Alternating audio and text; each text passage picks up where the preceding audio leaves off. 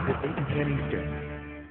Keeping them honest in Egypt, where dozens are dead, hundreds injured after a weekend of bloodshed. It's the worst violence in Egypt since the uprising 8 months ago that toppled President Hosni Mubarak. All the talk of a peaceful transition, just talk at this point. Look at this. This is the reality in the new Egypt.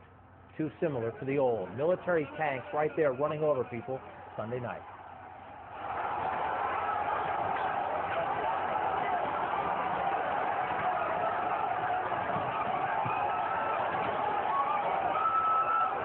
Clashes between the army and pro-Coptic Christian protesters turned deadly. At least 25 people killed, nearly 300 others wounded. Coptic Christians are an ancient sect that make up about 9% of Egypt's population. They have faced a lot of violence in recent months, but it's unclear just how the violence started Sunday night or who is to blame. But here's what we do know. The violence erupted when a group of Coptic Christians and supporters of their cause were marching toward the Egyptian state-run television building. Military trucks were set on fire. Some of the protesters could be seen throwing rocks. The army says some in the crowd had guns and fired on them. Yet witnesses say it was the army who fired on the protesters. The stories may be different, but no one can deny this. Look right there, dead bodies in the morgue, the victims of this weekend's clashes. Too many victims to refrigerate, so they are kept on ice. This is the reality in the new Egypt. Again, too similar to the old. Once again, the government has imposed a curfew from 2 a.m. to 7 a.m., and people of Egypt still under emergency law, one of the main frustrations they protested back about 8 months ago. And the military is not turning the government over to civilians, as it promised to do. Gone are celebrations back in February. You'll likely remember this was the mood.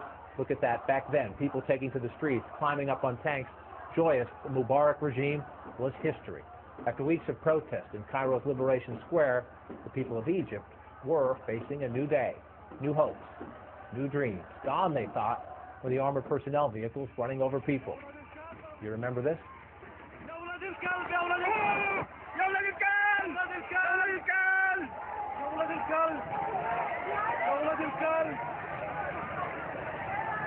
Egyptians hoped they'd never see anything like that again, but this past weekend, they did. And just like during the uprising earlier this year, video is surfacing on YouTube. Now, we can't independently verify these videos, but we think it's important the world sees what's reportedly going on.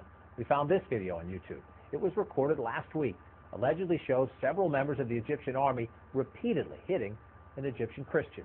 The man tries to protect his face from the clubbing. We found another shocking video on YouTube. We must warn you, though, it's not easy to watch. We've blurred the worst of it. This is Egyptian singer Rami Assam. He says he was beaten by the army in March. Says the scars on his back prove it. He claims they hit him and others with wooden sticks, metal pipes, hoses, leather batons, and belts. Also on YouTube, from October 2nd, video purported to show Egyptian police and military forces torturing detainees, using tasers on them. Men who aren't showing any aggression, yet they are tasered, slapped.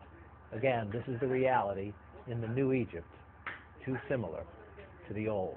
Here at home, the White House says now is the time for restraint on all sides, so Egyptians can move forward together and forge a strong and united Egypt. Just last week, Defense Secretary Leon Panetta visited Egypt and said he had full confidence in the country and its people. He also had this message. It's extremely important for the stability of this region that Egypt be able to develop a strong democracy for the future and meet the aspirations of the Egyptian people.